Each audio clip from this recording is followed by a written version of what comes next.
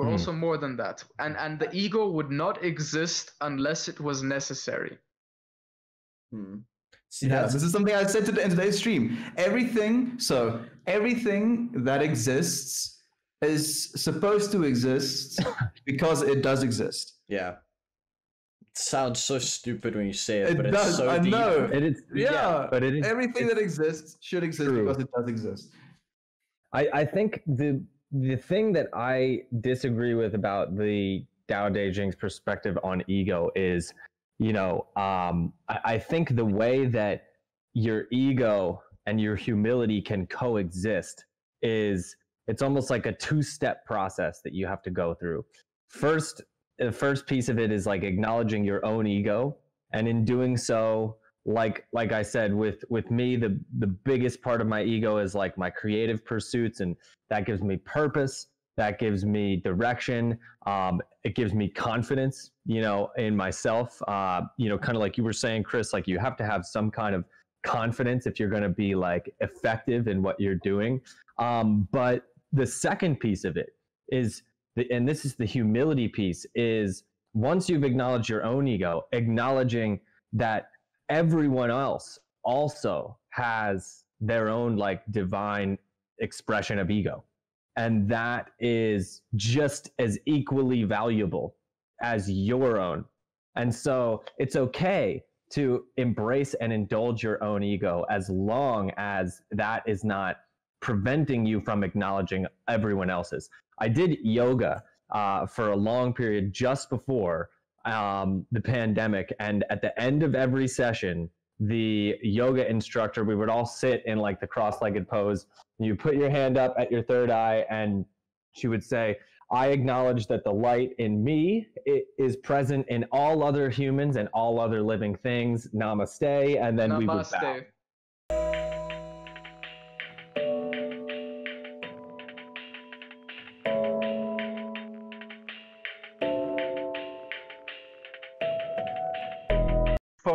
Mr. Darkness is Estiaan, and this is Dad. Dude, Chris, I can hear myself. Yeah, sorry, Holmes. I wasn't prepared for this. Give me a second. You don't need to put on your video if you don't want to. What video needed? I'm also gonna no. I will. I just need to prep. Yeah, well, that's chilled. I have clicked record, but I can edit, so that's the fun thing. Just wait. Give me a couple of seconds. I need to actually set up outside. That is absolutely chilled. Do not worry. I need to set up Discord so people can see our faces. I love your name. I just noticed it. Dan.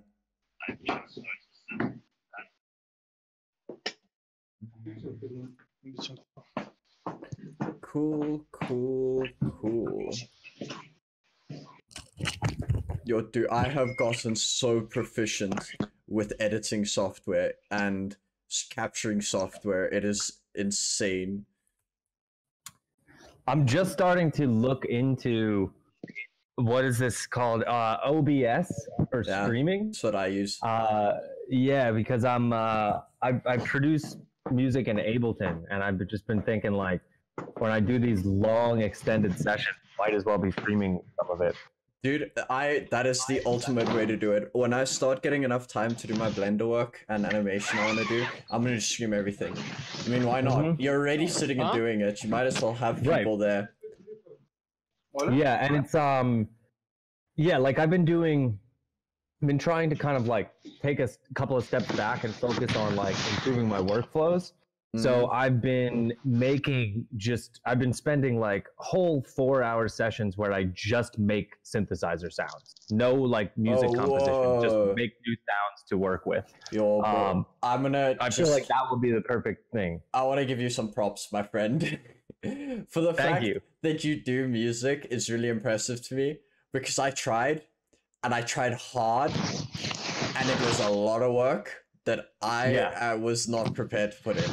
I'm gonna be honest, like, I can't lie to myself here and be like, oh yeah, no, I wasn't good enough. You can do anything if you put your mind to it. And I just wasn't dedicated enough, so a lot of props to you. Well, the thing that I appreciate about music is you can kind of just dabble and get your feet wet and like have it as a hobby and enjoy it too, but you can also go really, really, really deep like you're talking about. But if you want to go that deep, it is a huge, huge time commitment. Yeah.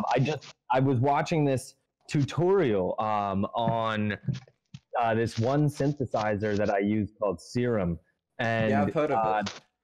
Yeah, the guy in the tutorial was just like, as a part of the tutorial, was just showing his sound banks. He just had like hundreds and hundreds of sounds that were for each year. Like he had a whole sound bank for each year, and I was like, man, I need to like start doing that. But is that just basically so you have like a bit of inspirational sounds and stuff, so you could be like, okay, I need this type of sound here, this type here, this type here, and this type here. And then, okay, now I have an idea for the song, so I'm going to take each of these parts I've kind of thrown together and start editing them around and getting more of the sound that I want. Is that kind of the idea of a sound bank?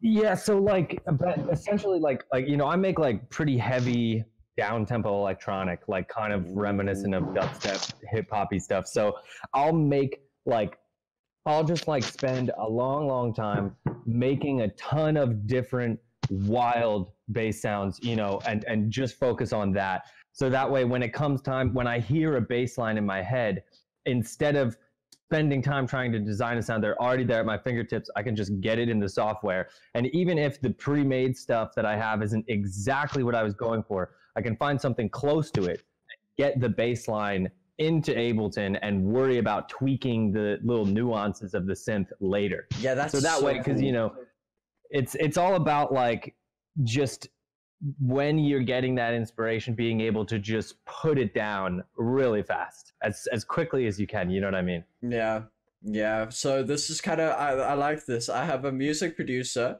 I have a writer, I have me who's trying to do animation, and then I don't know, an Estiaan who's streaming. So what a group of people to be discussing hobbies and the career paths. It's kind of insane, and you'll see what's always insane to me is everybody that does kind of something artistic, because writing's artistic, because streaming, everything's artistic. You kind of have the same workflow mentality for things, because you have to, when you get the inspiration, you have to be like, okay, down now, or this stupid brain thing forgets it. It's so sweet that you consider me a writer, Johanna. Bro, your writing's fucking fantastic. Shut up. Your writing is great. And if you don't start working on the second chapters of those books, I will inflict physical harm. And a lot of it. Physical harm.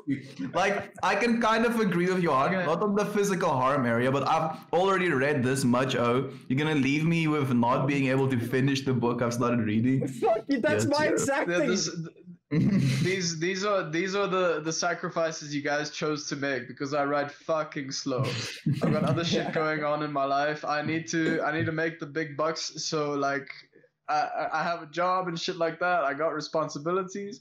Sorry, this is something I usually do. I heard that your name is Dan, right? That's correct.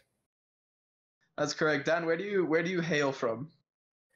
Philadelphia, Pennsylvania, in the United States.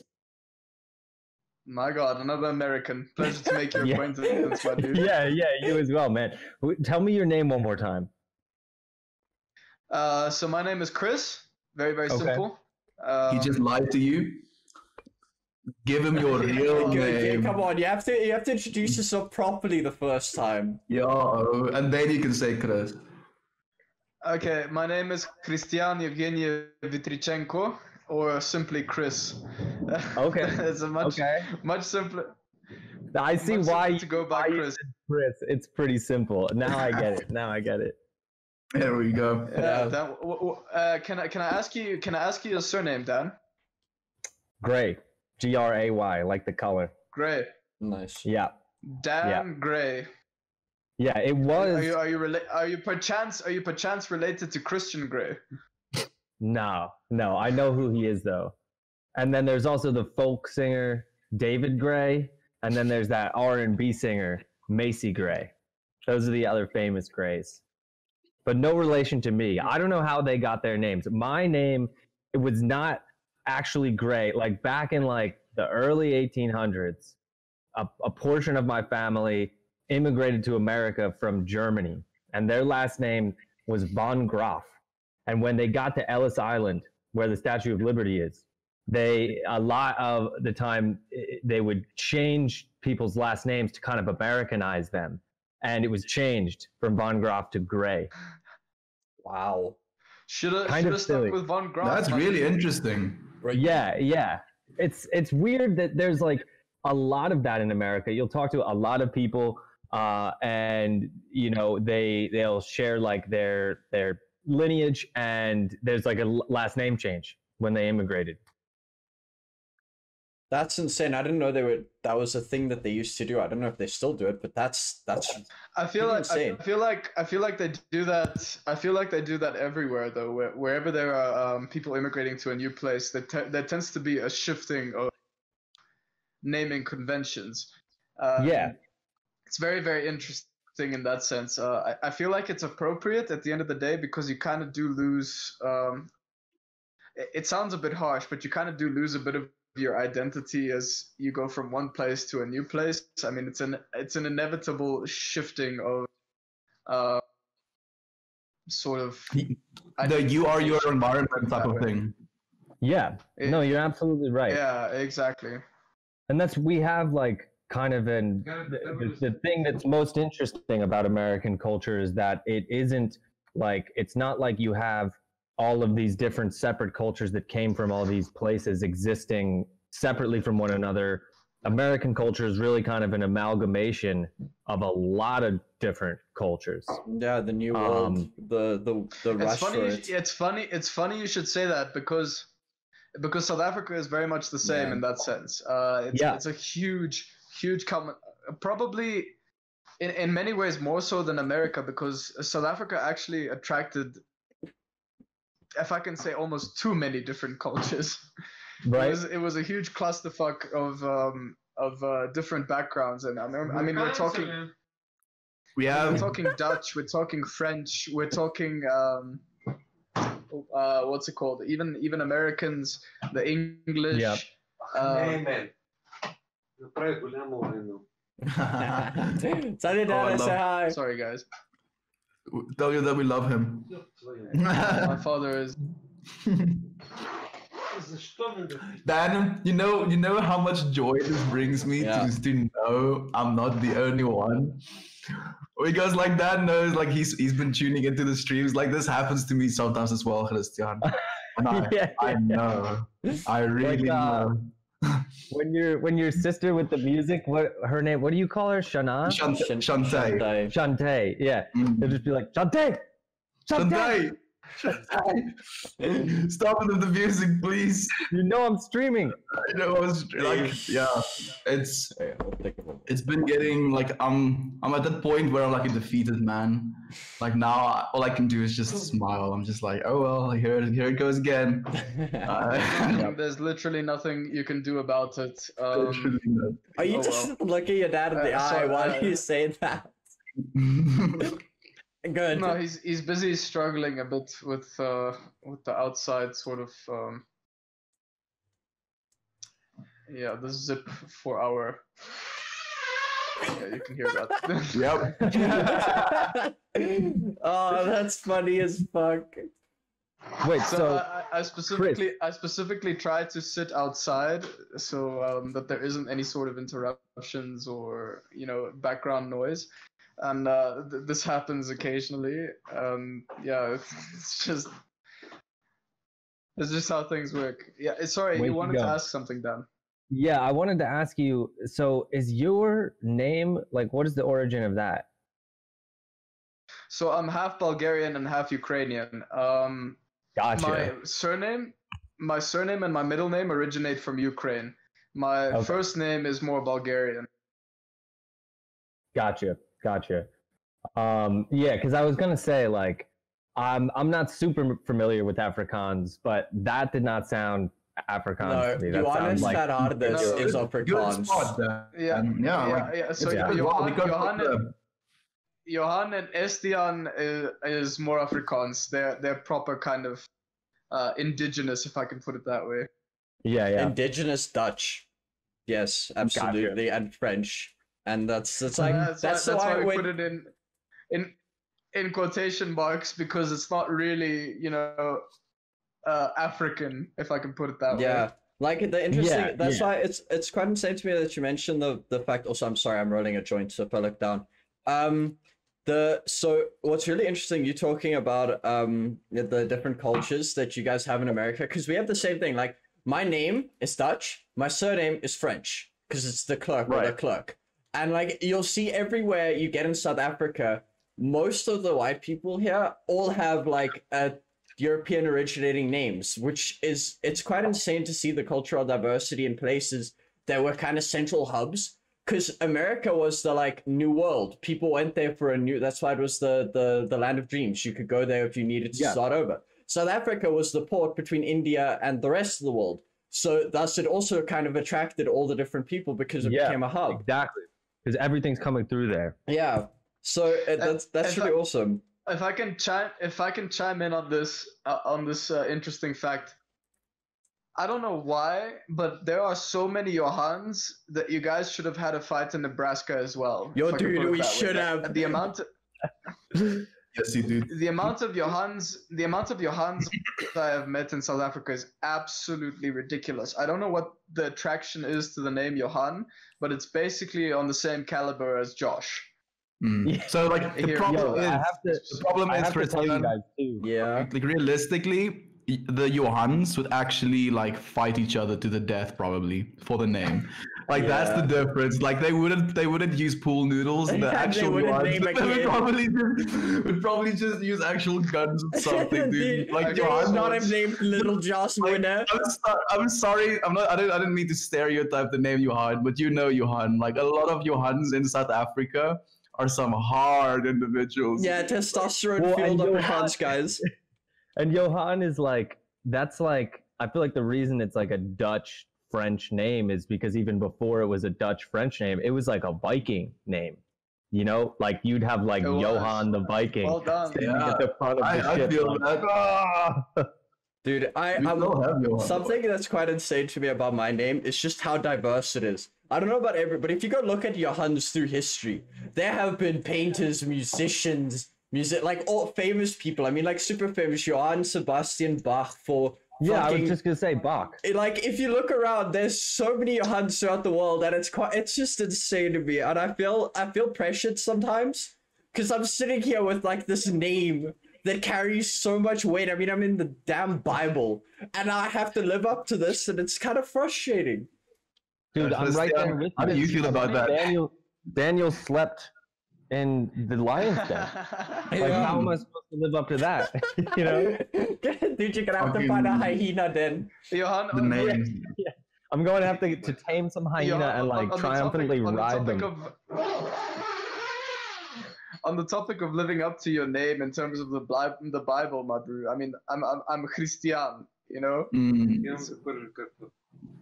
And that shit is like, it's exactly on the same level in terms of that. What you have to realize is there is just, we're talking on the scale of 8 billion people. Fuck names and shit like that. You're busy competing with 8 billion other people on this planet. I mean, you can forget names, you can forget color, you can forget race. Billions and billions. Dude, like I don't think of it as competing, dude. We're not competing with one another, bro. We're like working towards the same goal. No, dude. We're working towards the same thing at the end of the day. Because like the benefit of the whole is the benefit of the one, dude. No. You're competing for a mate, motherfucker. You're competing for a mate. And yeah, that's half of the population, but you're still competing for a mate. And to be the optimal mate, you gotta be on top of those other 8 billion people, including the females. Bro, like I don't want to think about it as competing with anything. Because if it's gonna be me competing, then it's gonna be like the peacocking thing, right? I don't want to be like, oh look, look if I flex like this, look at how big my biceps look. Oh look if I comb my hair like this, oh how beautiful I am. I don't want to do that shit, dude. That's not the type of woman I want to attract at the end of the day. I want us to get a female on this damn podcast. Just one time. Just of course, no offense to you, Dan, or any sort of intended like no, none taken. Malcontent in that sense. Not in any way like that, but I would really enjoy to have a female on this podcast, just to have a bit of a female touch, to see it from their perspective, because it's something that we will never achieve, just biologically speaking. It's true. Who do you think we should invite, Dan? Maybe Jovan? Do you think she would be down? I was just thinking that. I was just thinking Jovan. Because she was just saying today, like, she hangs with the boys, dude. Jovan she would fit right in. I felt that as well, dude. So, like, Backtracking real quick, I just have to tell you guys, on the Josh meme, I don't know how much you guys know about Nebraska, but it is hilariously silly that is the chosen venue for the Josh fight, because Nebraska is like smack in the middle of America, and there is nothing there. There is nothing. It is totally flat. Yeah. One of my buddies, Philadelphia is like way on the East Coast. One of my friends just moved to Portland over the summer. Oh, we lost Chris. We lost Chris. He will be back. So a friend moved all the way across the country to Portland, which is like all the way on the West Coast. And he drove through like all the major states, and he was like, Nebraska and the Midwest in general, terrible. You're just driving down a highway. There's nothing but fields, and it's totally flat. Have you seen it? Go look somewhere on Reddit. You'll find it. I've put like a topographical map of America, the one that has height. If you look at it, it's like a little bit heights in the East Coast, and then there's nothing. And I mean like nothing. It is flat. Totally flat. For like 3,000-4,000 kilometers across the middle of America, and then you hit the Rockies, and it just goes and they're the rest huge. of America. The Rocky Mountains are huge. I've flown over the Rocky Mountains, and it was incredible. And I went to Colorado once and stayed up in the mountains. It is wild. You straight up like I was staying awake for 8 hours and then being like, it's time to go to bed, because there's so much less oxygen up that high that you just get tired. Like, you have to kind of adjust, and all the people that live up there are like adjusted to the pressure difference and the oxygen density difference. It's really pretty crazy, but it is so beautiful. So beautiful. I've seen some amazing pictures come out of that area of the world. Dude. What's the big one? Dude, I think this is something that's not advertised enough about America, is just the natural beauty that you guys do have. All I'm seeing from America is the fucking pictures of cities and New York and fucking concrete clusterfucks. What I really want to see more from America is the actual natural phenomenon that is the country that you live in. I mean, can I give you a recommendation? This is something yeah? Go to a place called I took a picture, or r/nature's fucking lit. And those two subreddits are like dedicated to nature photography of the world. And a lot of the stuff Earthporn as well, actually. Earthporn. That's the one I'm thinking of. Earthporn's the real one I'm thinking of. Go the pictures that they take of like Yellowstone and the Grand Canyon. Yeah.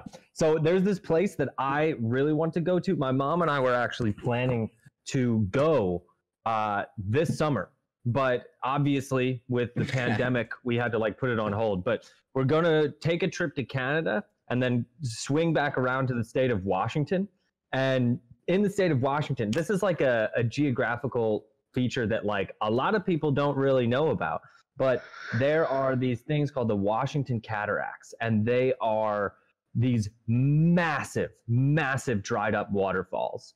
Like they are like 10 times larger than Niagara Falls. I don't know if you guys are familiar with Niagara Falls. But they're these ridiculously huge waterfalls. There's no water in them anymore. They're just cliffs now, but you can see like the what are they called again? The Washington Cataracts. Yeah. I really want to go see them. Part of the reason I want to go see them is that have you guys ever heard of this guy? I sent a clip of him to you, Estiaan. This guy, Graham Hancock. I know that name. Oh, yeah, I know Graham Hancock. Yeah. So basically, he's like a journalist, and he goes to like mostly archaeological sites and like anthropology sites and tries to like theorize about what was here before our civilization. And he has this theory that we had a thriving, like highly advanced civilization pre-Ice Age, like 10,000 years ago. And that like the Great Flood is that's referenced in so many religious texts actually happened, and that what happened was the Ice Age ended with a meteor impacting the glaciers that covered like all of Canada and the northern part of America, and just instantly like vaporized these glaciers and caused this massive amount of water. And one of the things that he thinks is evidence of this is the Washington cataracts. You guys know how like in geology there's kind of there's like the two principles that like when there's a really like crazy thing like the Grand Canyon or the Washington cataracts, it occurs one of two ways. Either it's a lot of water over a short period of time, or just a steady amount of water over a really long period of time. And he basically looks at the cataracts is like, that's a lot of water in a short period of time. What did you study, Dan?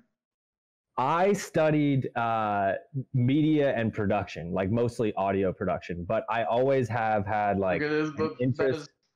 That's not what I expected at all.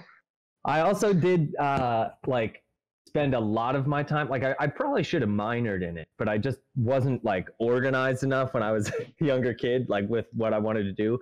But like history is a big thing, political science, history. I took a lot of those kind of classes. Ooh, dude, history is awesome. History can be the most boring thing in the entire fucking world if it's taught wrong and you do the wrong stuff. But if you learn about, I want to call it proper because all history is proper, but there's just some history that's more entertaining and fun to actually study and understand. Prehistoric, like 10,000 to back, is quite entertaining, and then like the last 3,000 years. Most of the stuff in between is a little boring. It's just us trying to figure out how to throw a spear and get better at it. And then, so I find that really cool. What history did you like do? If you say you should have minored in it, did you take any classes, or did you just regularly have fun with it? The best history course that I took, and it wasn't even so much because of the topic that this course covered, but it was more because of the professor. Like you're saying, like the person delivering it is essential to whether it lands or not. But it was history of modern Europe, and a lot of it was involving like history of modern America as well, because modern Europe kind of meaning like the 18th or the 19th and 20th century on, like up until the present. And so much of European history from those time periods is tied up in the rest of the globe, especially America. I mean, I would think that a lot of the cultural nuances at play in South Africa the seeds were being planted for those things back in like the 1800s. No, that's why I say history gets really, really funky when you start going backwards and you start looking at where things came from and who discovered what and what implications those things had on the rest of the world. Like my running joke is just every problem in the world can be boiled down to the British. It's not true, but I find it funny. I find it so funny because it's like, it's really, please don't anybody take offense to it. It's just, if you look through history, Britain's colonization without thinking about it caused so many problems. It did a lot of good to certain places. Fast forward 20 years, Johan. We've made it, dude. You're getting cancelled right now because of what you just said. In 2021 on a podcast, just like offhandedly, jokingly. Yo, dude, if I get cancelled for saying 3 times that it is a joke, then I will have lost faith in our media. I can't. I would think that you would get canceled for saying like the opposite of that. Right now, I feel like people are. It's very in to hate like the British royalty right now. That's true as well. Yeah, but that might change. The king dying. And the queen is on her last legs, dude. Like, it's gonna be devastating. Like, I actually had this conversation with a British friend. He was like, his entire life and the entire lives of his parents, they've experienced the rule of this woman. Like imagine growing up, living your entire life with this one woman in power. Like being a 63-year-old person and having seen only this one person. That is like a whole different mindset. And when she dies, it's gonna be like absolutely devastating to the country. Like I can see like a lot of people being completely thrown about, dude. Like it's gonna be a whole cultural shift again, I believe at least, in how they look at their own country and their loyalty to the royal system as well. Because I feel it might end with her, dude. Like legitimately, they're gonna try and keep it in, but I could see that, Estiaan, especially when you consider like all of the revelations about Prince Andrew. They're just blatantly corrupt, and like you guys know what I'm talking about, right? With his ties with Jeffrey Epstein and the Oh no. Yep. All that hectic stuff. Not after you die. Bro. Yeah, I would like to see him like face some consequences, but he won't because he's in the royal family, and I feel like, yeah, people are pissed off about that. What the fuck did I just walk into? Bro, you walked into like imagine all of this shit in one storm. Like this is the stuff people don't want to talk about right now as well, because it's such a sensitive topic, and it's a terrifying topic as well, to think that these things are going on in our world, and our elite, the people that have the most money, the most power, the most influence over the general public's opinion as well, are engaging in these activities that are so toxic to our humanity and our general consciousness as a whole. And yet there's no prosecution. There, like Epstein gets killed, he was like almost one of the front runners for this whole setup, and he was going to go to trial, and he was 100% gonna oust a lot of people on the stuff that was going on there. And then he committed suicide. That's still the consensus, that he committed suicide. That is some bullshit, dude. Welcome to America. How do you think shit has gone so out of hand in the first place, bro? We're being fucked. We're being absolutely fucked from left, right, and center this entire time. And the problem is, like, it doesn't matter how much we get fucked, people still can't control the masses. Things as much as those on top try to fuck those below, one way or another, the majority still rises, albeit a lot slower. It still has this tidal wave effect. No, you're absolutely right. And I think people they can keep fucking us. They can keep fucking us. They can keep screwing us up the ass. They can keep trying to hold us down, and they will. They will naturally do that because they want to stay in power. They want to keep their money. They want to keep their influence. But history has shown it time and time again, whether they want to or not, things change. Things change for everybody, for the majority. And I cannot believe it that to this day, after thousands and thousands and thousands upon thousands of years of human existence, we are still so fucking stupid in that we don't realize this simple fact. You know what the biggest you're absolutely right. We have a huge, massive problem, as I'm sure it has constantly been flooding like your guys' news networks as well, and our political systems with this. We have a whole chunk of our political system is just essentially the embodiment of resistance to change. Yeah. Just trying to quell it and trying to stop it. And that's impossible. And all you do is make the process of change more difficult and more painful for everybody involved. Dude, South Africa is very much aware of what resisting change is like. It's not a good idea. Apartheid was not a good idea. Yeah. Like, it was a terrible idea. Why has nobody learned from us? Like, can we just give South Africa some credit where this is due? South Africa and old people in South Africa got really cool with weed really fast. Oh, okay. Yes, dude. The old people. I'm serious, Dan. I think probably 40% of the marijuana market in South Africa is people age 50 plus. And that is a lot, dude. Okay.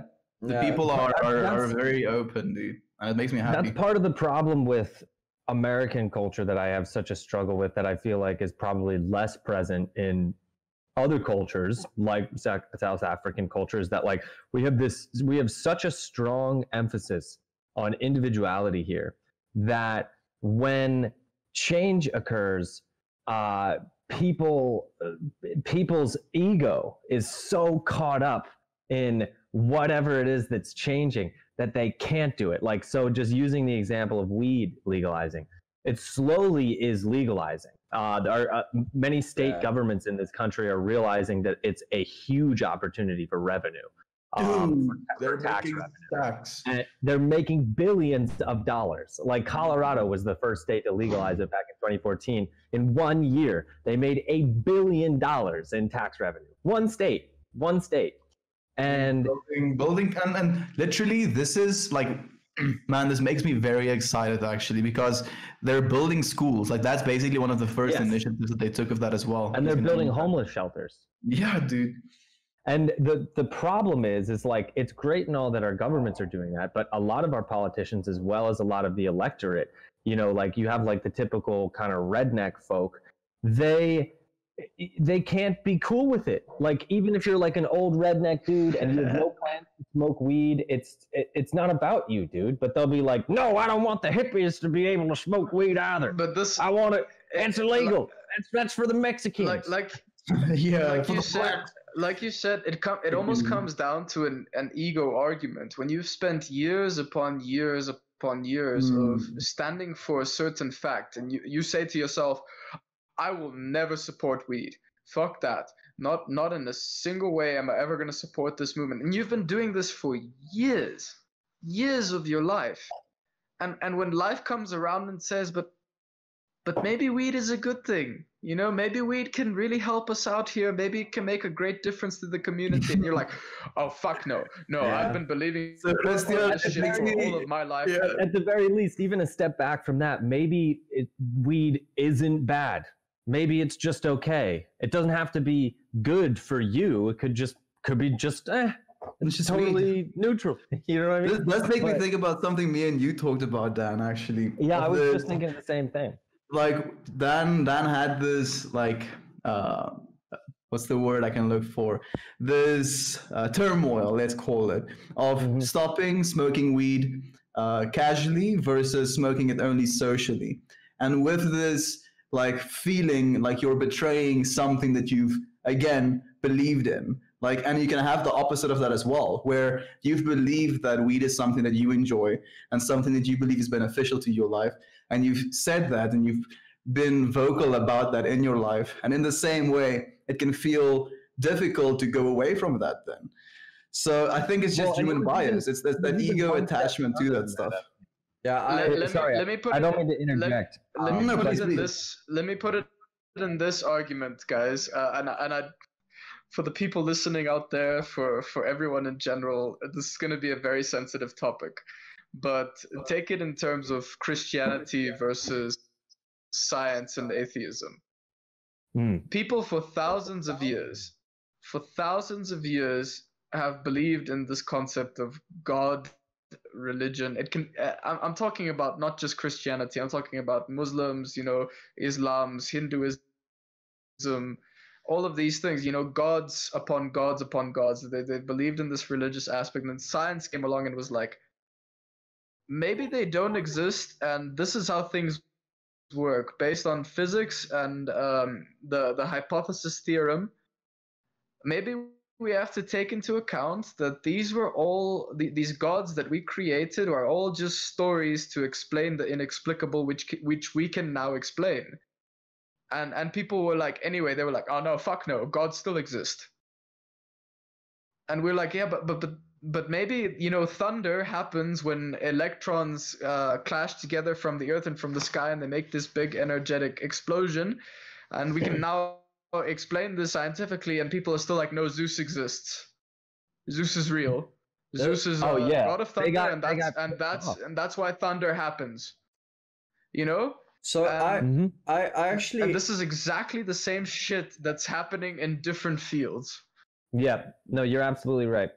Dude, I recently the last podcast we had, Aaron sent a link to a like guy that I watched at Stencil, and I know what I'm going to talk about. And the very last saying, like one of the very last or second last lines that he says in there is, a relationship that has no ego is the most tender, respectful, amazing relationship that you possibly can have. And I sat down and I did the meditation session on just that phrase. And what struck me the most about that is how that applies to literally everything. And I don't mean like, I mean a relationship with every living thing. And then I took an exploration into what I would define as my ego.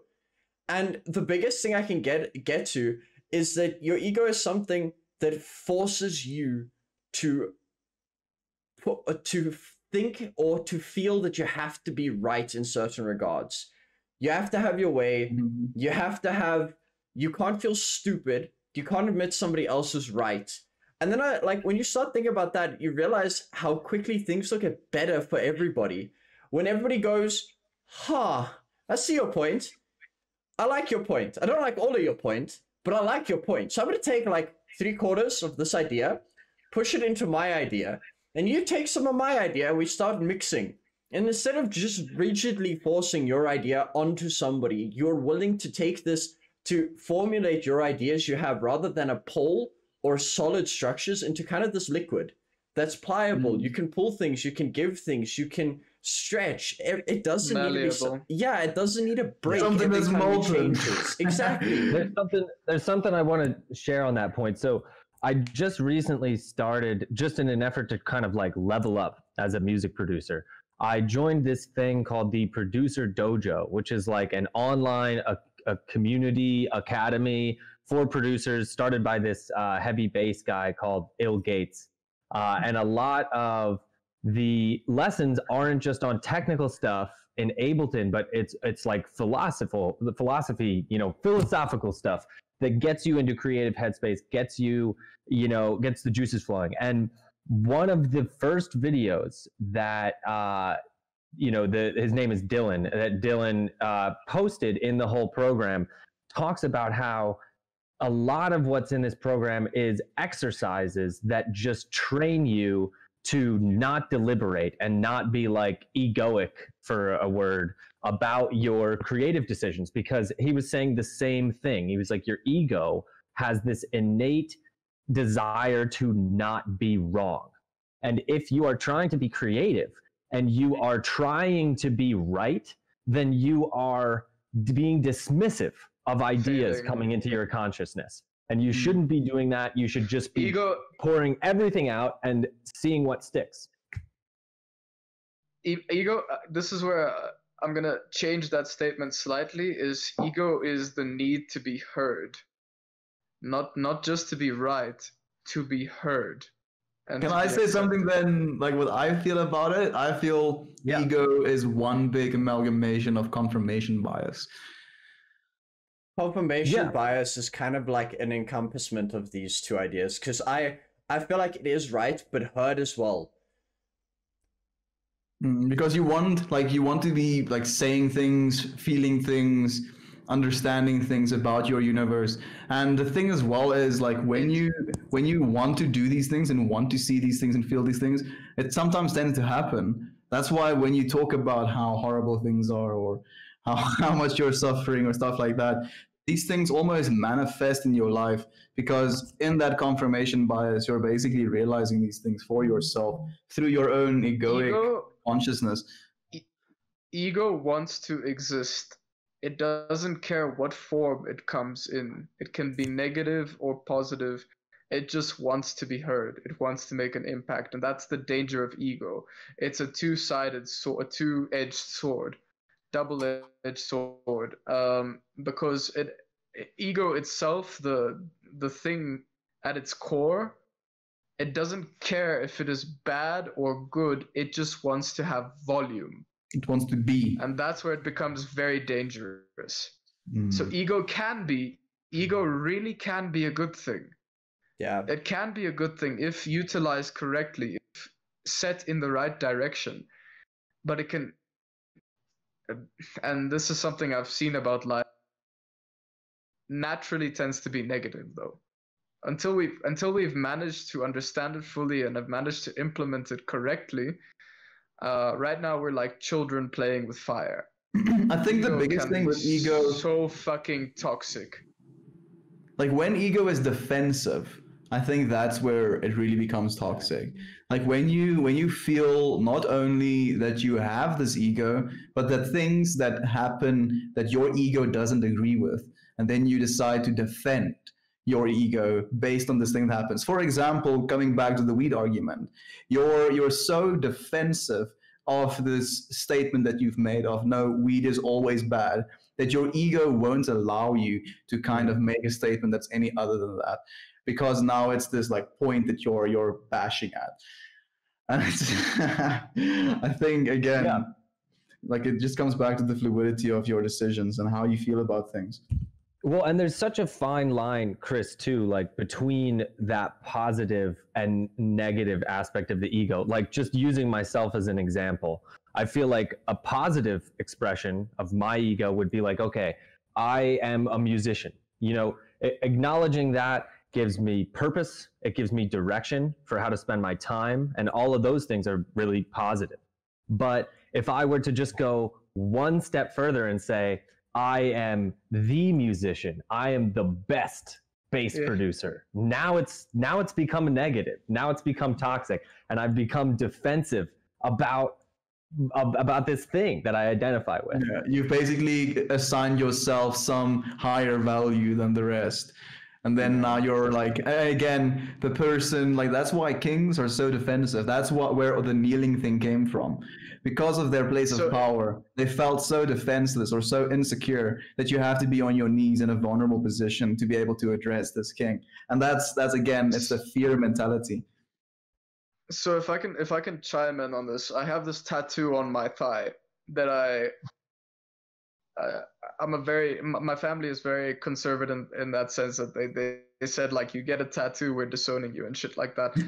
I got this tattoo. It's the only tattoo I have. It's on my right thigh and it symbolizes power and balance.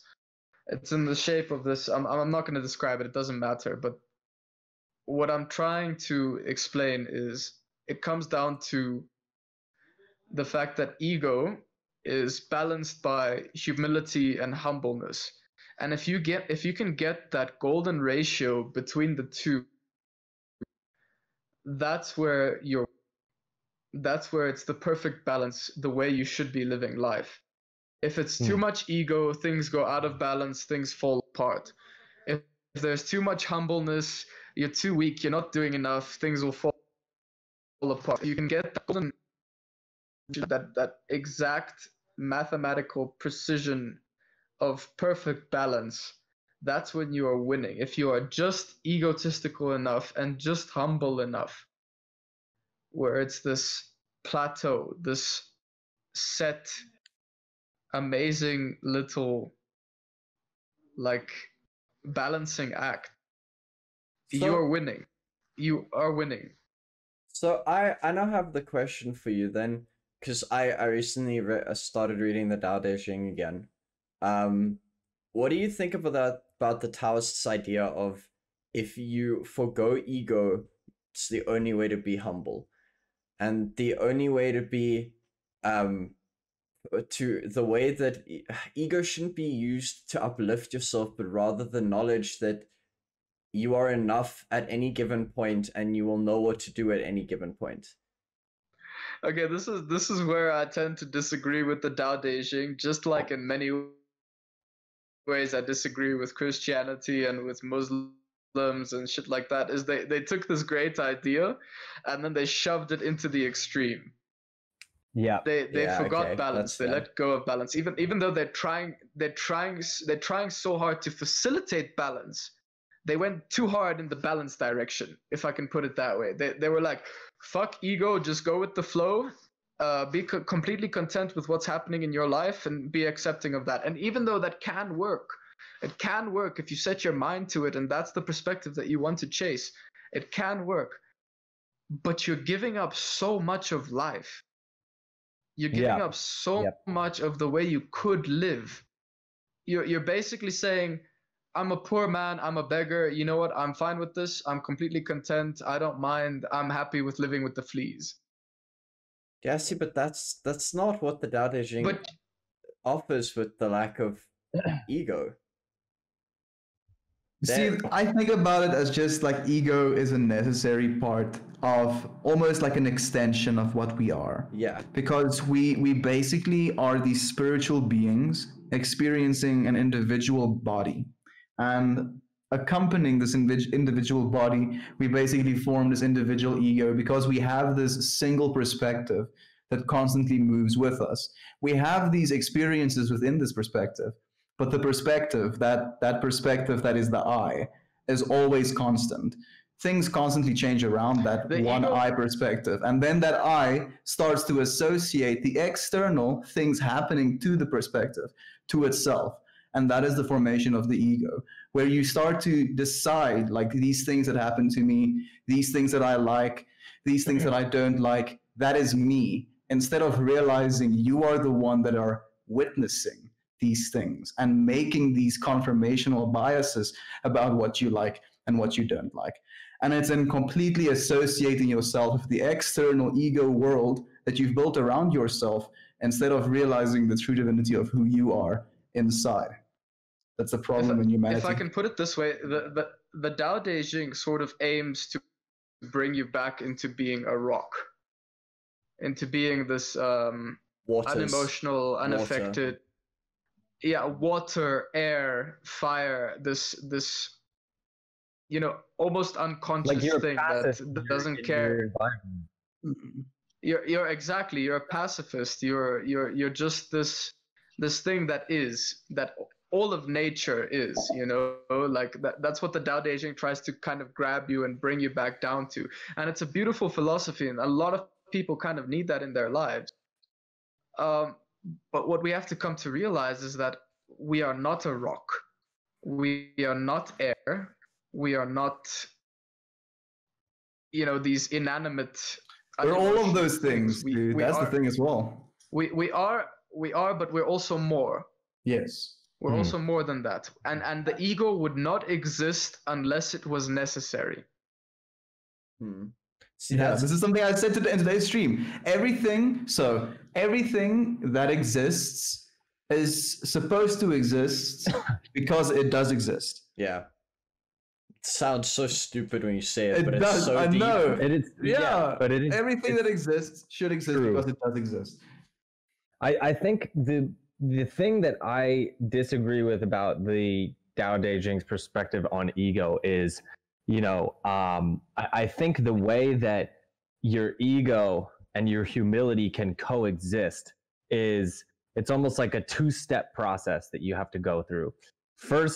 The first piece of it is like acknowledging your own ego, and in doing so, like I said, with me, the biggest part of my ego is like my creative pursuits, and that gives me purpose, that gives me direction, it gives me confidence, in myself, kind of like you were saying, Chris, like you have to have some kind of confidence if you're going to be like effective in what you're doing.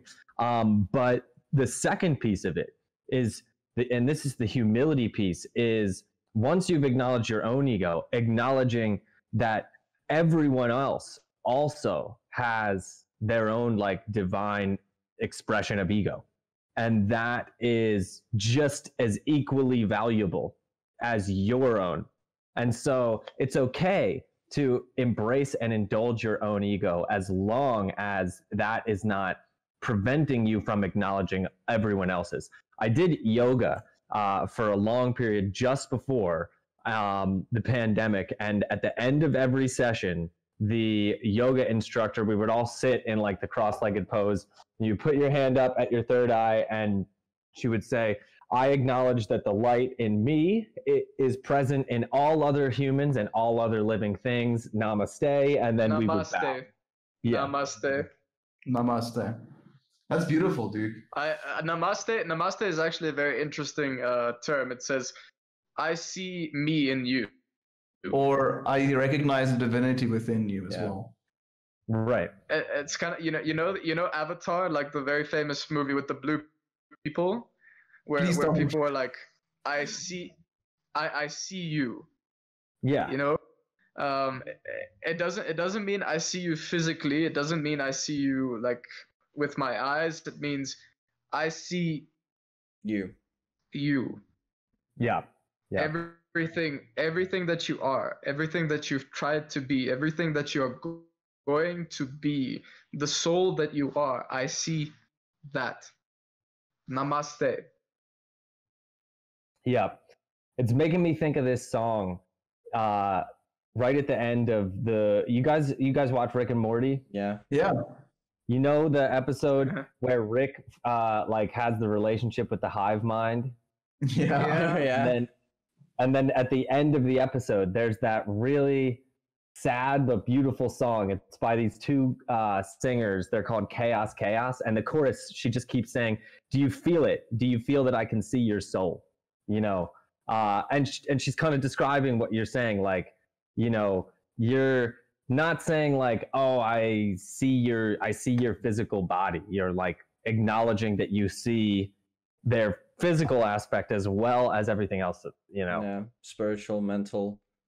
It's Your past, your pain, your fears, your inadequacies, your beauty, your strength, your perseverance, your willingness to keep going, all of these things. It's like an encompassing, all-powerful ICU, and that's why Namaste is one of the most beautiful terms that I've ever come across in my existence, in my brief existence on this planet. But it is so pure and kind, almost, in that sense. It's absolutely gorgeous.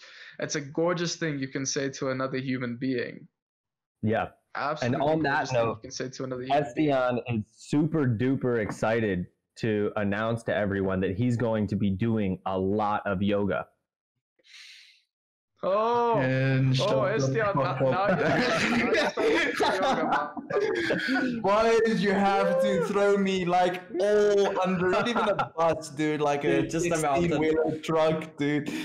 Oh goodness, bro! Like I'm thinking about this yoga thing, dude, and I'm genuinely. I've been doing yoga. It's not time you fucking join. You're like stock out. You're like 20, 25 years old or something, man. I still have 3 years before I need to start doing yoga, right? That's how it works. Oh, dude, you're making me feel old. Like, no, I'm like literally just poking fun at you guys. I was like talking about this with him a little bit earlier. I want to do yoga, dude, and like I don't know why I have so much resistance to it. It's something I genuinely want to get into. Bruh, yoga is the meditation of the body, not just the mind. Like meditation, the actual act of sitting down, cross-legged and sitting still, is the meditation of the mind, whereas yoga is the meditation of the body. And guess what? In this existence, we are 50-50 between those two. If you neglect one, you're neglecting 50% of your existence, man. Mind body, dude.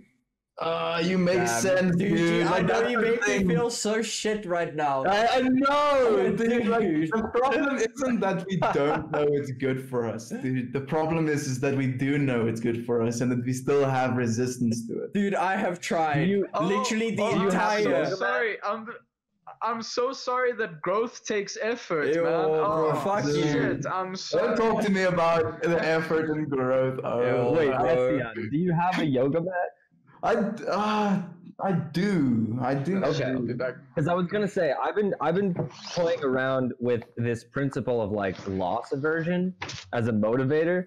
If I'm having trouble like getting started with something and I know that it's the right thing for me to do, I will do something like, okay, so if it's yoga I'm struggling with, I'll like buy a $40 yoga mat. So now I've spent $40 and I'm like, oh, I have to do this now. You have to do the thing. You know what I mean? Yeah. It's like set intention forward, so I have to continue through it. Yeah. I do understand. And not only have I set that intention, but I've like doubled down on that intention and spent money on that intention. You know what I mean? Yeah.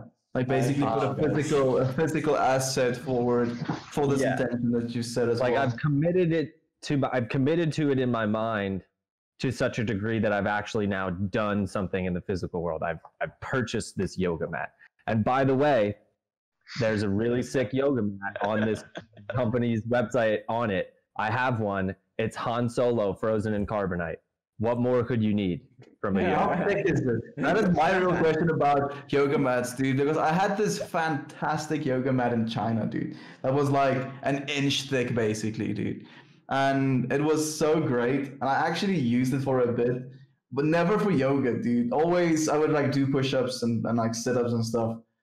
I don't know. I think maybe it's just because I know that I'm not limber. I know I'm gonna get wrecked, dude, trying to do yoga. Do you know, Yeah, I bet that's do you know what what my current do you know what my current yoga mat is, my brew? Please, What is it? tell me. It's a fucking towel. A towel. Oh, It that hurts my soul like That's that. my- That's my current yoga mat, bro. And you know how much I've been suffering for it. The amount of fucking weeks now that I've been like, I need to buy a real You fucking. have a job, I need to buy buy real yourself yoga a mat. fucking yoga mat. I need to buy a yoga mat and I need to buy some yoga blocks because I'm fucking suffering here. I'm using ottomans for my yoga blocks and it's just not working, man. I need to fucking adjust it. It's been bad, bro. It's like low budget yoga on my side, but like, you know what? We're putting in the effort. Yo, dude. Okay, now I will make a deal. I will make a deal. I will make sure that I do yoga every single day until the next podcast. You can quote me on that. So if I haven't, and I will be honest, because I don't lie anymore. And yeah, so we will see.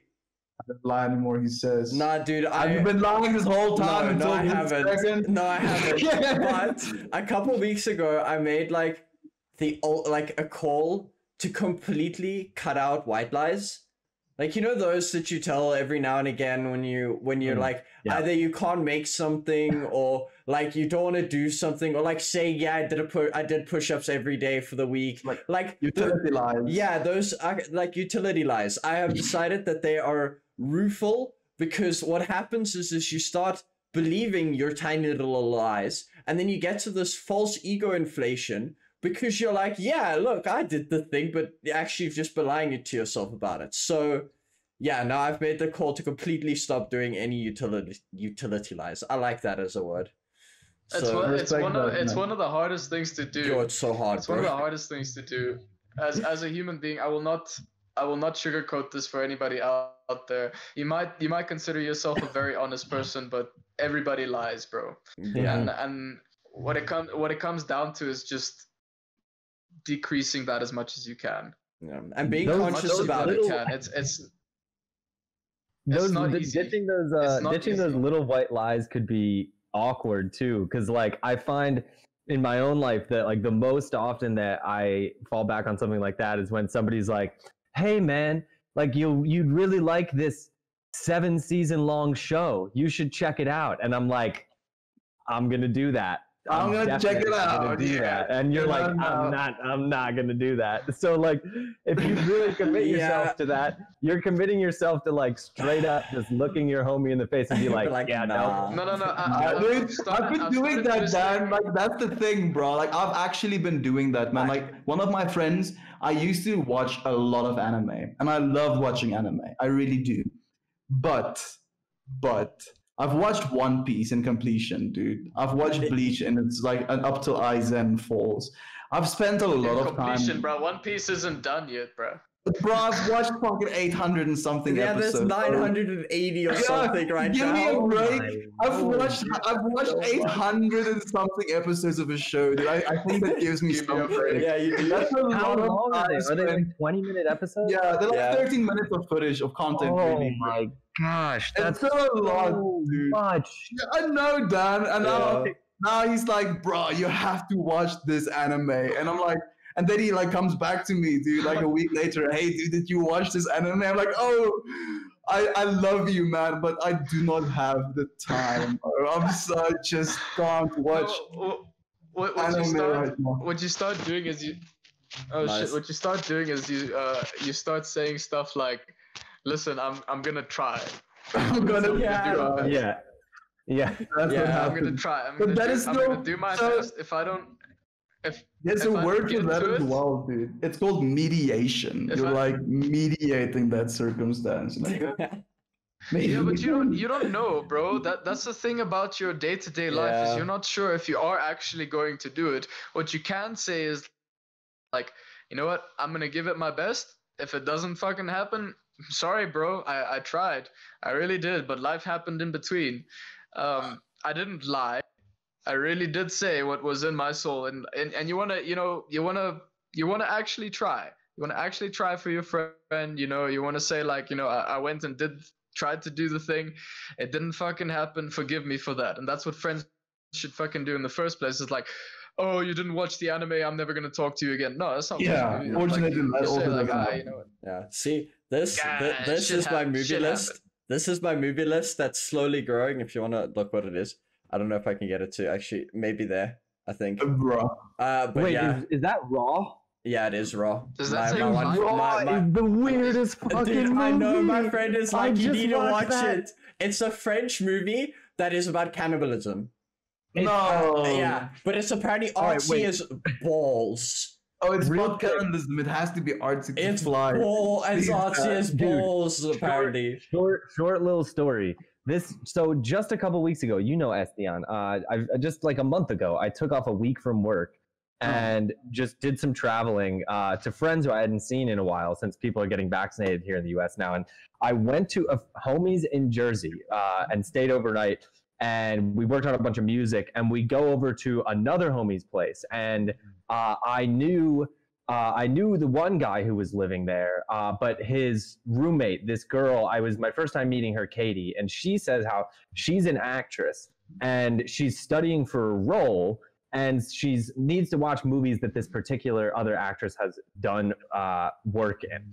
And so she says like, yeah, I want you guys to watch this movie with me because I honestly don't know if I could get through it watching it by myself. And all of a sudden I'm like having alarm bells go off like, wait, what are you like what watching? are we about to get into? Yeah. And she was like, honestly, I just don't even want to tell you what it's about because I feel like if I do, you're not going to want to watch it. Let's just watch it. And I'm like, you're really not Extra selling me alarm on bells. this. Yeah. But okay. And then it's Raw. And then we watch Raw. And I was like, what the Yeah, hell is this? I don't know enough about it, but I know that it is artsy, but like the French artsy weird. That type of like, It's very artsy weird. yeah, it's artsy weird. So like I want to watch it at some point. I've told my friend I will try. That movie Bro. list that's there is my commitment that if I ever do sit down and I want to watch a movie, I will watch one from there. The Is issue her on is, that list? her is Yes. on that list. Fantastic. Watch her first. Oh my god. And so yeah, I need to do that, and I know I will get to it one day. It's not gonna happen probably soon, but I promise I will get through that list at some Bruh. point. Bruh, her fucked me up, man. Her Yo. I haven't fucked seen me her. up. Like, I know. Oh, damn, dude. So, We like, talk about what do it you literally feel? every time. I know the basic. Like, I concept. love the AI conversation, dude. What do you feel about like romantic relationships, and that's going to like how that's going to affect like AI as well, and vice versa? Oh, it's such a hard question, dude. I was just talking this morning. I taking a walk with my mom, and I was talking to her about Neuralink, and I was talking to her about like the ethical questions about something like Neuralink, and like how do we navigate that? And one of the things we were discussing was just like essentially a fake relationship in like a virtual world, and like It gets it gets very even dicey. faker.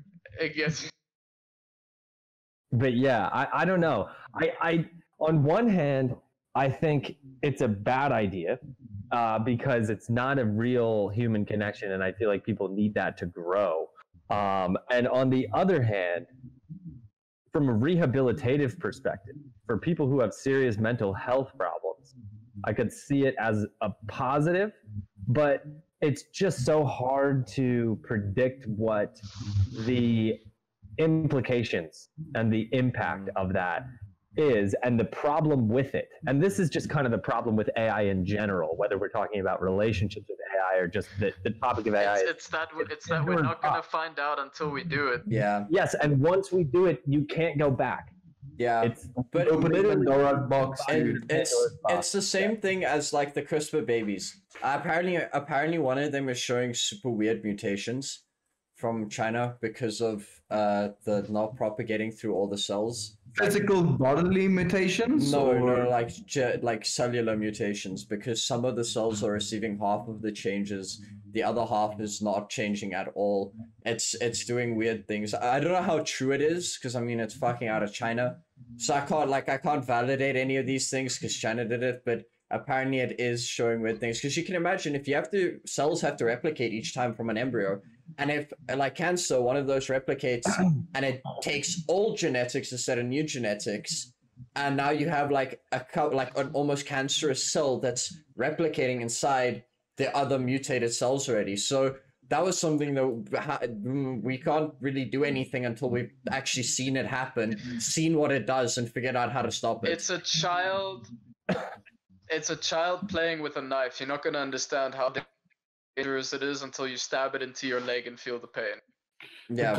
I know how dangerous a knife is. I've never had to stab myself in the leg to know how dangerous it is. The thing is, but nobody's there to tell us. That's the issue. The issue is we don't have a manual. This isn't something that we can just leave and kind of like let go and see what nature does. Uncharted territory. Yeah, you can't view nature. Like even flight. Flight was very much heavily inspired by how birds' wings work. And that's how a lot of flight stuff nowadays gets done. We have things to base these values off. Yeah. Something Leonardo da Vinci was like completely convinced that the first flying devices we'll make was flapping ones. Yeah. Some sort of wing. Damn, he was so wrong. He was very wrong. He was right about a lot of other stuff. He wasn't that wrong. He wasn't that wrong. Well, we don't. Where'd we go? We have very limited mechanical movement. I feel like this is where I call my evening. It was a pleasure to meet you, Dan. Thank you guys so much for the podcast. Yes, Chris. Much love. Damn, the time flies on these podcasts. Cheers, Estiaan. Yeah. Peace, man. Adios, muchachos. Take care. Yeah. So I'm just thinking right now about the whole flapping thing. Maybe we should be using flapping machines because that sounds a lot more fun, a lot more interesting. Bro, the energy. Do you know how hard it would be to flap to fucking America? I just imagine. I'm imagining this like flying device, dude. That's like this shape of like a, what do you call those little birds? Like let's say a sparrow. And you're just like in this device. It flaps its wings. It has that like physical revving and then the flapping and the thrust of the wings. It would be a ride, dude. That thing would be such a vibe to be inside of. Yeah. It wouldn't be very efficient, granted, but it would be a lot of fun. It would be a ton of fun. Yo, speaking of movies, real quick, totally in left field here, but have you guys watched any of the trailers or like the early marketing material for the new Batman? It's a new Batman. The one that the Twilight guy played, right? I haven't. Robert Pattinson is Batman, and I think it's gonna be awesome. I think it's gonna be like as good as the Dark Knight trilogy. Really? Did you see? Whoa, you're gonna go with that? Because the thing is, I know he can act. Look. He can act, that man. He got a shit role in Twilight. Yeah, he was a vampire. That sparkled. A vampire. That sparkled, bro. Dude, the sparkling was just too much, I think. Like, I never saw Twilight. I never saw it either, dude. I'm so happy that I never got like defiled by that. Like, dude, like when people were like talking in my school and not talking to each other about being on Team Edward or Team, what's the other guy's name? Jacob, that's the one. I was like, what the fuck are you people on about? Like, what? And this was like me being 16, now thinking like I'm hip and cool, you know, not being into all of these mainstream things. Like, if a girl says that if a grown woman that I'm interested in says she's she loves Twilight in her dating app profile. Nah, instant swipe left. Instant Just nope. instant I'm gonna have to stop you there. I'm sorry. It's nothing about how you look. It's me, really. Check out. I'll send the trailer in like the text chat. I think it's gonna be really good. You guys know who Paul Dano is? No. Yo, dude, I'll laugh aside. I probably do. I just don't know the name. I do know how to use Google search. Paul Dano is also a really good actor, and he is going to be the Riddler. I know do they have the Riddler? Oh, I've seen him in a movie before, yeah. Oh. So it's going to be a Riddler story. Dude, Riddler is one of the coolest characters. Well, this is going to be a whole trilogy. Like, this is the first movie of a new Batman trilogy. Okay, sick. Dude, my favorite trilogy is probably... out of all trilogies. Yes, you did. Like, I started a sentence and now I feel immense pressure to finish it. Bro! Oh, goodness. What am I got myself into? At least categorize it. Maybe, maybe. I feel maybe The Lord of the Rings, actually. I think that's the trilogy I've enjoyed the most so far, at least. Lord of the Rings is great. Lord of the Rings. Is that what the Riddler looks like? No, that's Batman. Is that? Yeah. That's Robert Pattinson as Batman with the mask off. He has the blackout eyes. Yeah, well, they finally included that because it's kind of like a running joke. Every cinematic, like live action Batman movie, for Batman, when he has mask on, he has black makeup around his eyes. But then whenever he takes the mask off, there's no black makeup. So for this one, they're like trying to make it, I guess, a bit more realistic and have him with the black makeup. Is it R-rated? It's not rated yet, but there is speculation that it might be R-rated. Good. Because Batman, you'll see in the trailer, there's like a shot in the trailer where he just beats this dude's fucking face in. Like, it is brutal. He's just like boom, boom, boom, boom, boom, boom, boom. And then right when you think he's done, just two more. Boom, boom. Damn. Damn. See, you can't make movies anymore that aren't R-rated. I'm sorry. R-rated. Dude, you can do so much more things with R-rated movies. It'd be so much more adventurous to make stories. Yeah, I just watched the trailer while you were talking about it as well, and legit, as you started talking about him beating the guy, it like shows the scene of him like, just he destroys that guy. That guy is guaranteed. I don't have to kill you with your hospital bills, Will. Yeah, exactly. He's like, you're going to the fucking ER, bro. Bro, this dude is just like a family man, like hard on his luck, lost his job in the pandemic, needs to work for this bad guy. He's just like doing his job, dude. Batman is like, this motherfucker, you must be the most evil scum in all of Gotham. Gets his ass beat, dude. Like, it would be mercy to kill him. No. No, you'll live, dude. You just will wish you were dead. Yeah. It's gonna be cool though. I think it's gonna toy around with some cool philosophical principles too. Because like just like the Dark Knight trilogy, Batman doesn't kill. Like that's part of his shtick is he does not kill people. But in this film, apparently, you guys know the show Dexter? Yeah. So the Riddler in this film is gonna be like Dexter. Like he's like a serial killer, but he kills like corrupt people in Gotham. He's like killing bad people. And Batman is fighting the same corruption that the Riddler is, but refuses to kill. And there's gonna be kind of this weird like relationship with them. Where the Riddler is like, come join me, and Batman's like, no, I don't kill. Like, you're doing this the wrong way. I like that, dude, because now it's like this battle of morals as well that comes in. Because that's what makes those stories great. It does, dude. Because technically, if you wanna think of it from an ultra, like almost dictatorship type of view, yes, it is a good thing that these corrupt people are being offed. But from a moralistic standpoint, where you understand that we're all just these individual pieces of consciousness, that is not an ethical way to do things. So yeah, I can definitely see it a really cool dynamic. I would like to see the movies. Man, I'm really excited for Paul Dano to be the Riddler as well, because I get to be the Riddler for Halloween. Because yeah, Paul you look a Dano, lot like him, dude. I look a lot like him. I'm just sending a picture in the chat right now. Everybody always tells me almost you look exactly, dude. Like you just have more beard than he does, dude. If you were like clean shaven, yes, see, that is uncanny, dude. Yeah, it is actually a little uncanny.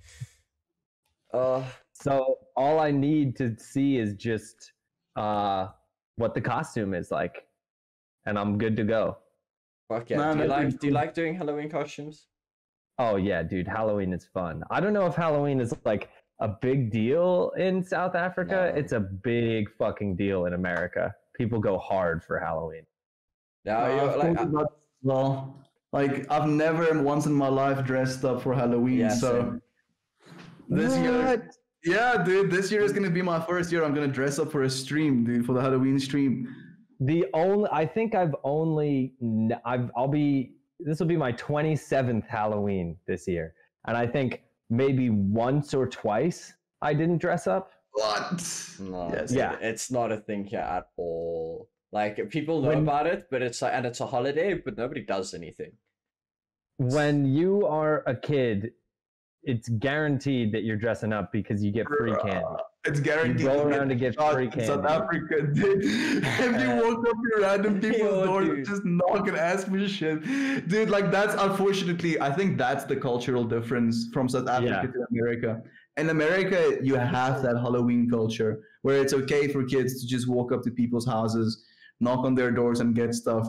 And so we just don't have that. Yeah, we just have we don't have any of that in South Africa. Yeah, but to be fair, it's like it's such this intermixing of cultures is such a new thing that it might develop.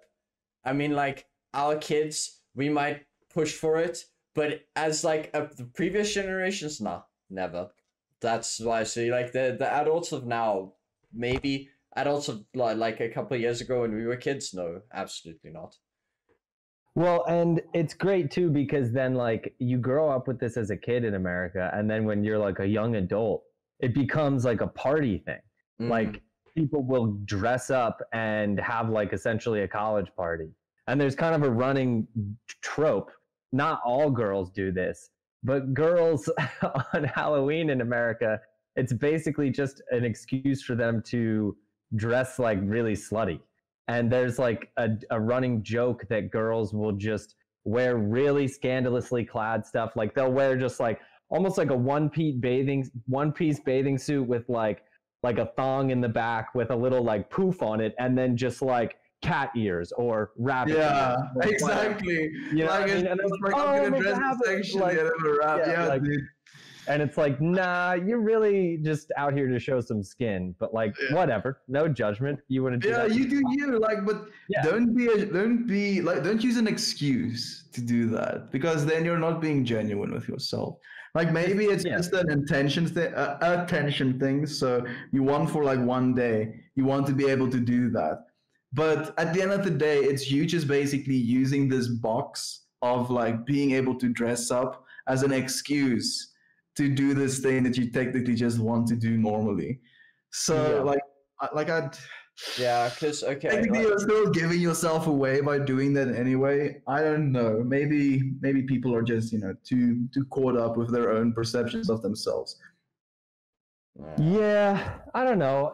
I just like I personally, I'm not a woman, so it's hard to say, but I personally wouldn't ever really want to be dressing scandalously clad. But I got nothing against anybody who does, as long as they're treating themselves with respect and treating other people with respect, that's fine,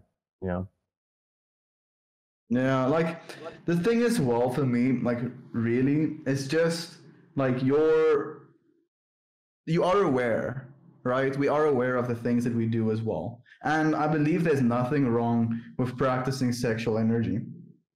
Quite the contrary, actually. I've been trying to make myself more and more aware of how I carry my own sexual energy as well.